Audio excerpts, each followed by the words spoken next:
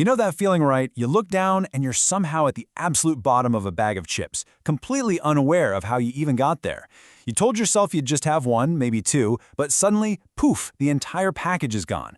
Why is it so incredibly hard to stop eating once you start? I want you to really ask yourself right now, is it actually just a lack of willpower on your part? Or is there something much, much deeper going on here? Could it be that your own biological hardware, literally the very survival mechanisms that kept your ancestors alive, are being deliberately hacked, leaving you feeling totally trapped by your own hunger? Well, listen to this. The explicit goal of the food industry is to pull you into that loop of eating quickly to get a quick jolt of pleasure with low cost. This isn't some accident. It's a highly engineered outcome.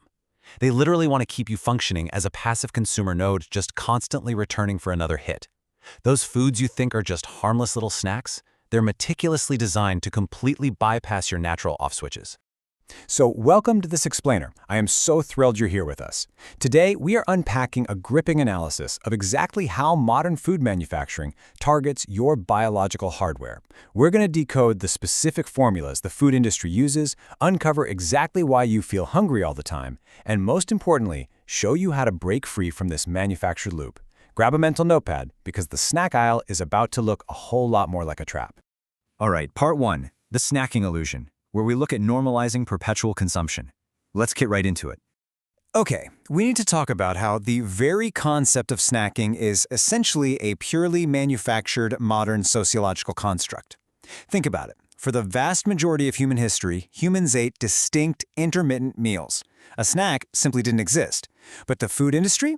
They pulled off the ultimate marketing sleight of hand. They created this narrative that your body somehow requires continuous refueling between meals. They took what used to be a really rare indulgence and shifted it into a continuous low-friction habit. I mean, they somehow managed to rebrand sugar-coated starch as a daily wellness requirement called snacking. And why? Because if you carry a pack in your car, keep bars at your desk, and just graze while glued to your screens, you're guaranteeing them a steady, uninterrupted flow of top-line revenue. Meanwhile, you're guaranteeing yourself systemic cellular inflammation and metabolic dysfunction. Which brings us to part two, the unholy trinity of sugar, fat, and salt. So how exactly are they pulling this off biologically? Well, this is where industrial chemists bypass our natural defenses using a highly specific, engineered nutrient matrix. Look at how nature works. In nature, a food item is almost never highly dense in both fats and carbohydrates at the exact same time.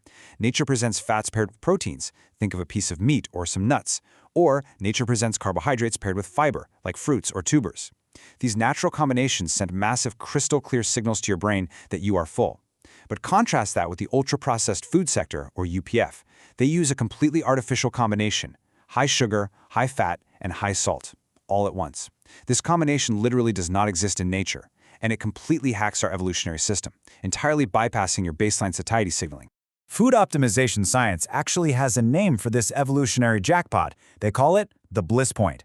By engineering this highly bioavailable matrix of sugar, fat, and salt, industrial food chemists hit a sweet spot that triggers an unnatural, explosive release of dopamine and endogenous opioids right in your brain's reward center, the nucleus accumbens.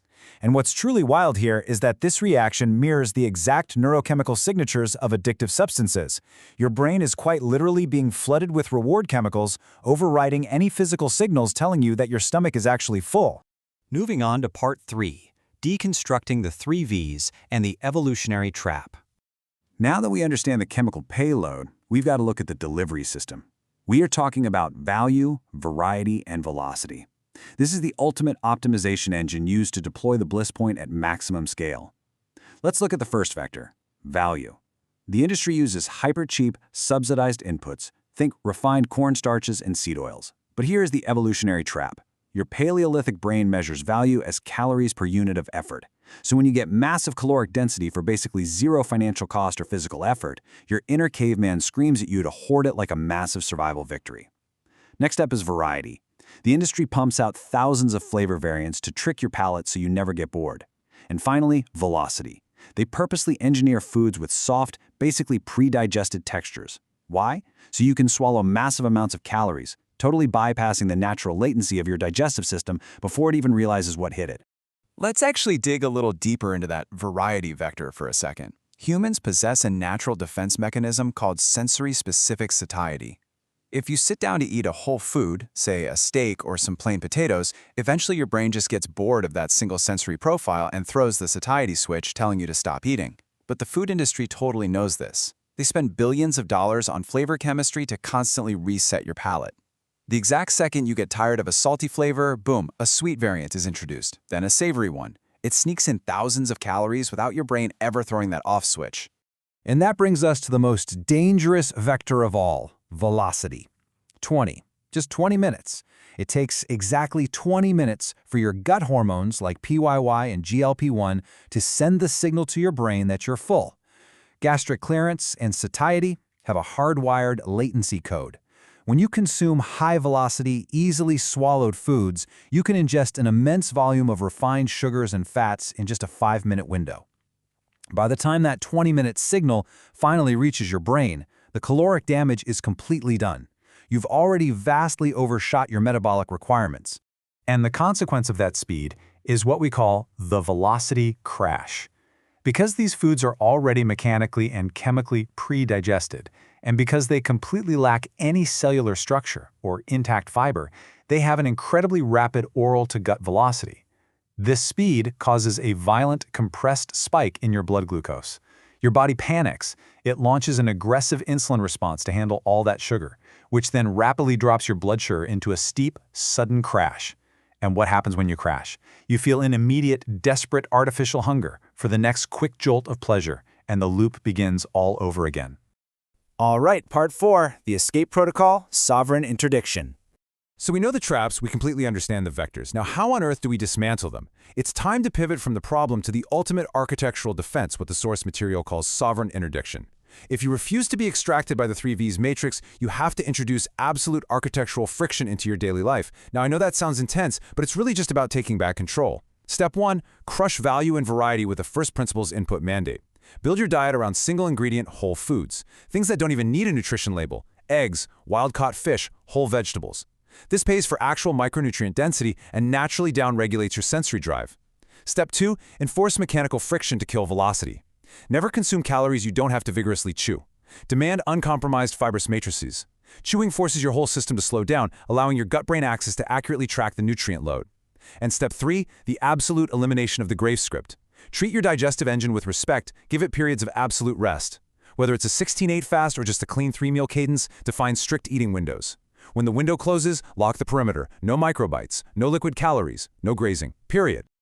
So, the absolutely crucial point to take away here is this. You must begin to look at the colorful variety of the snack aisle, the flash sales, and the convenient little packaging for what they truly are. They are an aggressive penetration test targeting your survival hardware. You cannot casually engage with an engineered system that is specifically designed to override your biology. You must choose total system defiance. Run your body on clean, high-leverage fuel. Leave the mediocre loops of the crowd behind. So, I'm going to leave you with this final thought today. Now that you actually know the hidden systemic intent behind the foods engineered for your convenience, what's your next move? Every single time you step into a grocery store, you are making a choice. Are you going to remain at passive consumer node, functioning exactly as the matrix intends?